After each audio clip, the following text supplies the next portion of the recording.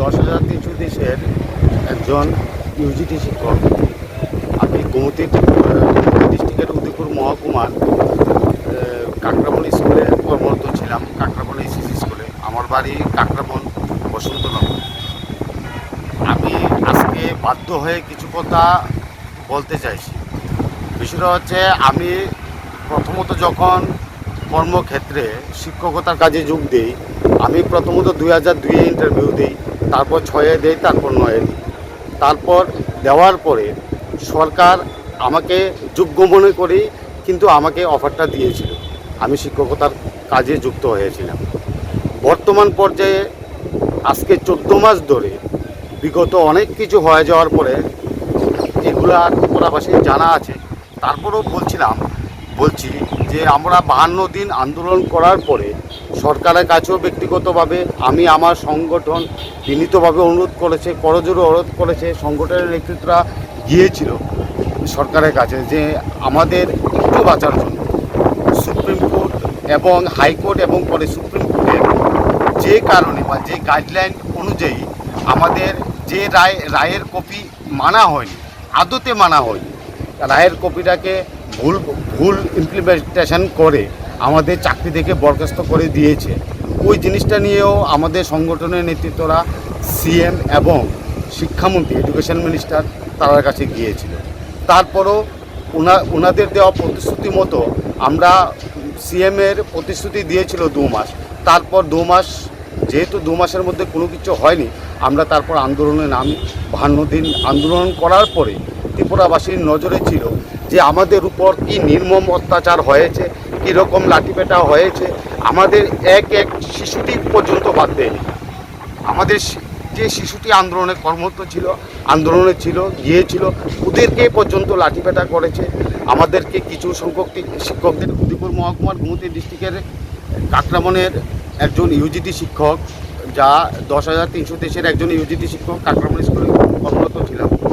বিগত আমরা চাকরি পাওয়ার পর থেকে শুরু করে ত্রিপুরাবাসী সবাই আপনাদের জানা আছে যে আমাদের কীভাবে কি হয়েছে, 52 দিনের আন্দোলন, লাঠিপেটা থেকে শুরু করে কি হয়েছে। আজকে দাঁড়িয়ে কয়েকটা জিনিস নিয়ে আমি কথা বলতে বাধ্য, যেটা আমি ফেসবুকে পোস্ট করেছিলাম যে আমার কিডনি বিক্রি করব। ওটা নিয়ে আমি বলছিলাম যে আসলে আমি এমন পর্যায়ে গিয়েছি যার তুলনার বাইরে, যে আমার সংসার প্রতিপালন করতে খুব কষ্ট হচ্ছে, না কাজ পাচ্ছি না কোনো কিছু পাচ্ছি। সেই কারণে আমি এই পদক্ষেপটা নিয়েছি। আর এটা মিথ্যা না কোনো কিছু না। আমাদের 10,300 দেশের শিক্ষকরা প্রচণ্ড দুঃখে কষ্টে আছে। এখন পর্যন্ত 97 জন মারা গিয়েছে, কেউ সুসাইড করেছে, সব কিছু আপনাদের জানা আছে। তারপরও বলছি, খুব কষ্টে দুঃখে আমরা আছি। আমাদের সংসার প্রতিপালন, বৃদ্ধ মা বাবা, বউ বাচ্চা নিয়ে চলতে আমাদের খুব কষ্ট হচ্ছে। তাই সরকারের কাছে বিনীতভাবে আবেদন করছি, আমার এই ফেসবুক পোস্ট করার পরও বিনীতভাবে আবেদন করছি শেষবারের মতো। আমি জানি না আর পরবর্তী সময়ে আসলে আমি আর কোনো কিছু বলতে পারবো কিনা বা বলার কোনো সামর্থ্য আমার থাকবে কিনা। তারপরও শেষবারের মতো করজোড়ে আবেদন করছি, আমাদের বাঁচান। আমরা খুব নিরীহ অবস্থায় আছি। একে সবাই চলে যাচ্ছে। কেউ সুসাইড করছে, কেউ ডিপ্রেশনে স্ট্রোক করছে, কেউ হঠাৎ মারা যাচ্ছে। আজ পর্যন্ত 97 জন মারা গেছে। আমি মাননীয় মুখ্যমন্ত্রী এবং শিক্ষামন্ত্রীর কাছে বিনীতভাবে আবেদন করব, আমাদের কোনো রকমভাবেও বাঁচান, না হলে আমাদের আর রাস্তা নেই। যেরকম আমি হয়েছি, আজকে যে কিডনি বিক্রি করার পরিকল্পনা নিয়েছি, সর্বশান্ত হয়ে সব কিছু হারিয়ে আমার কাছে আর কোনো রাস্তা নেই। আগামী দিনে আরেকজনও এরকমভাবে পরিকল্পনা নেবে, আরেকজনও অন্তপক্ষে সংসারটা বাঁচার জন্য নিজের দেহ, নিজের চোখ, নিজের কিডনি সব কিছু বিক্রি করতে বাধ্য হবে। তাই সরকারের কাছে বিনীতভাবে প্রার্থনা করছি, আমাদের একটু বাঁচার রাস্তা করিয়ে দিন। যেভাবে আমরা যাতে সংসার প্রতিপালন করতে পারি, আমরা যাতে অন্তপক্ষে ডাল ভাত খেয়ে বাঁচতে পারি। কত মাস হলো বেতন নেই? 14 মাস ধরে আমাদের বেতন নেই। গত মার্চ মাসের 31 তারিখ চাকরি গিয়েছে, এপ্রিলের 1 তারিখ থেকে বেতন বন্ধ হয়ে গিয়েছে। এখন থেকে কোনো টার্মিনেশন লেটার পেয়েছে? আমরা কোনো দপ্তর না কোনো টার্মিনেশন লেটার দিয়েছে, না কিছু দিয়েছে। আমাদের সংগঠনের নেতৃত্বরা যখন 52 দিন আন্দোলন চলছিল তখনও দপ্তরে গিয়েছিল, কিন্তু উনি আমাদের দপ্তরের হেড ইউকে চাকমা মহোদয় উনি না টার্মিনেশন লেটার দিতে পারছেন, না ঠিকভাবে সদুত্তর দিতে পারছেন আসলে কি আমাদের চাকরি গিয়েছে কি না। পরোক্ষভাবে আমরা শুনতে পাচ্ছি তাও আমাদের বেতন কিনা আসছে, বেতন হোল্ড আপ করে রেখে দিয়েছে, আমাদের দেওয়া হচ্ছে না। আসলে কতটুকু সত্যি জানি না, যদি এরকম হয় তাহলে দপ্তরই বলতে পারবে বাকি কিছু। আমি একজন 10,300 দেশের শিক্ষক হিসেবে সবটাই আমি বুঝতে পারছি, কিন্তু বলতে পারছি না, কারণ কোনো রকম কোনো প্রুফ আমাদের নেই। আসলে আমার চাকরি গিয়েছে কিনা তাও অলিকল্পনার মতো লাগছে। বর্তমান পরিস্থিতি মানে শিক্ষকরা কিরকম পরিস্থিতিতে আছে? বর্তমান পরিস্থিতিতে শিক্ষকরা খুবই ছন্ন ছাড়া অবস্থায় আছে, নিরীহ অবস্থায় আছে। কেউ ডিপ্রেশনে ভুগে আত্মহত্যা করছে, যেমন আমি ডিপ্রেশনে ভুগে আমি কোনো কাজ না পেয়ে কোনো কিছু না পেয়ে আমি কিডনি বিক্রি করার পরিকল্পনা নিয়েছি এবং সবাইকে অনুরোধ করব যাতে আমাকে সহযোগিতা করে ওই জিনিসটা। একদম ছন্ন ছাড়া অবস্থায় আছে সবাই। আজকে আমি এই পরিকল্পনা নিয়েছি, কালকে আরেকজন নেবে, পরশুদিন আরেকজন নেবে।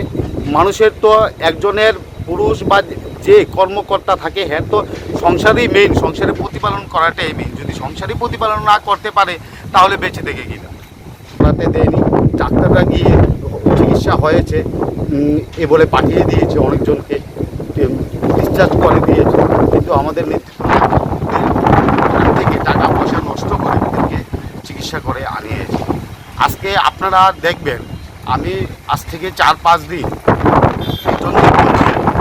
আজ থেকে 4-5 দিন আগে আমি ফেসবুকে একটা পোস্ট করেছিলাম, যেটাতে ছিল যে আমি কিডনি বিক্রি করব, কিছু পোস্ট ছিল। সেখানে এই পোস্টের মধ্যে আমি বুঝাতে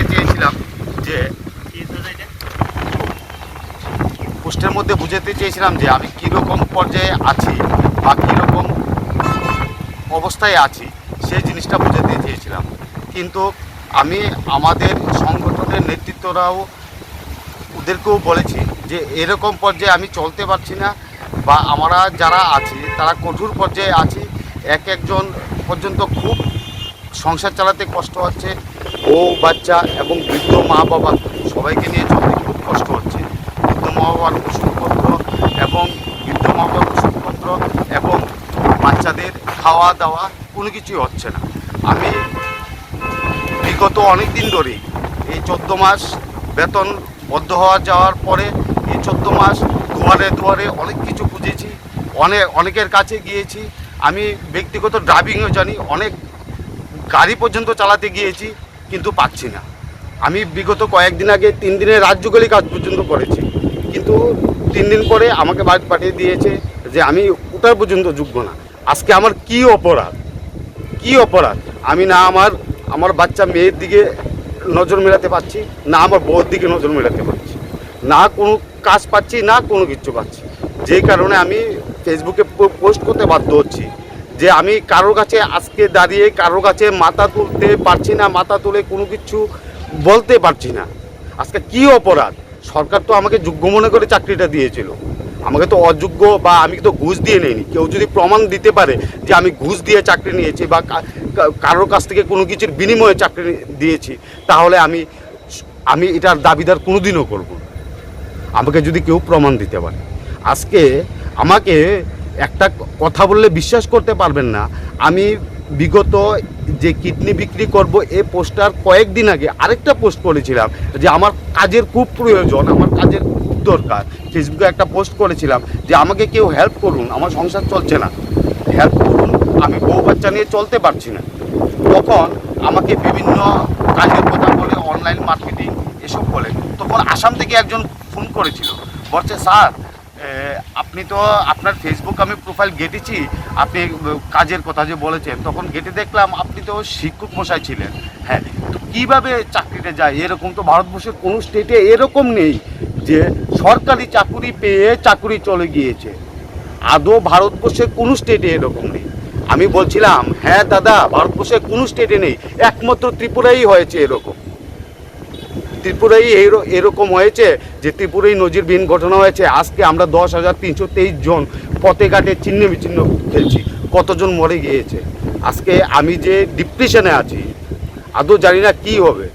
আমি বিশ্বাস করুন আজকে 5 রাত্র ঘুম নেই, 5 রাত্র ঘুমোতে পারছি না। একটু পরই টেনশন হয়, উঠে আবার বসে যাই, রাত্রে উঠানে মাঝখানে হাঁটে। কী যে ডিপ্রেশনে আছি একমাত্র আমি জানি।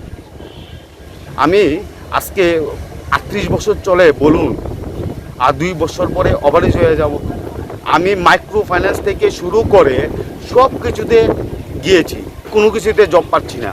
কী কারণ? ওভারেজ হয়ে গেছে ভাই, তোমার ওভারেজ হয়ে গেছে। 30 বছরে আমি চাকরিটা পেয়েছিলাম, আজকে যদি ওই চাকরিটা না পেতাম আমি, তাহলে আমি অন্য আদারওয়াইজ যে কোনো কিছু করতে পারতাম। আজকে আমি এ পর্যায়ে এসে দাঁড়াই না, মাইক্রো ফাইন্যান্সে জব পেতাম, অন্য কিছু করতে পারতাম। কিন্তু আজকে কি, আজকে কোন পর্যায়ে এসেছি? দীর্ঘ 7টা বছর একজন ইউজিটি শিক্ষক হিসেবে 7টা বছর চাকরি করার পরে আজকে দুয়ারে দুয়ারে ঘুরছি। হ্যাঁ, ভিক্ষেই বলতে পারেন, দুয়ারে দুয়ারে কাজের জন্য ঘুরছি, মানে কি ভিক্ষেই করছি, তারপরেও কিছু পাচ্ছি। আমার মেয়ে ক্লাস 7-এ পড়ে, গত বছর প্রাইভেট স্কুলে পড়ে। গত বছর ওনার প্রিন্সিপালকে ধরে আমি বেতনটা মকুব করেছি যে স্যার কোনো রকম ম্যানেজ করুন। কিন্তু কী করে বাঁচায়?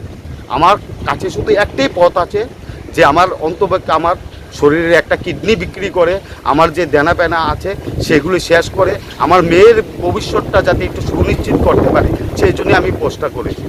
আর আমি যারাই আছে সাংবাদিক বন্ধুরা সবাইকে বলবো, এবং ত্রিপুরাবাসী সবাইকে বলবো, আপনাদের কাছে করজোড়ে নিবেদন, যদি কেউ আমাকে আমার কিডনি বিক্রির জন্য একটু হেল্প করতে পারুন, তাহলে আমার অন্তপক্ষে আমার মেয়ে, আমার স্ত্রী, ওরা বেঁচে যাবে।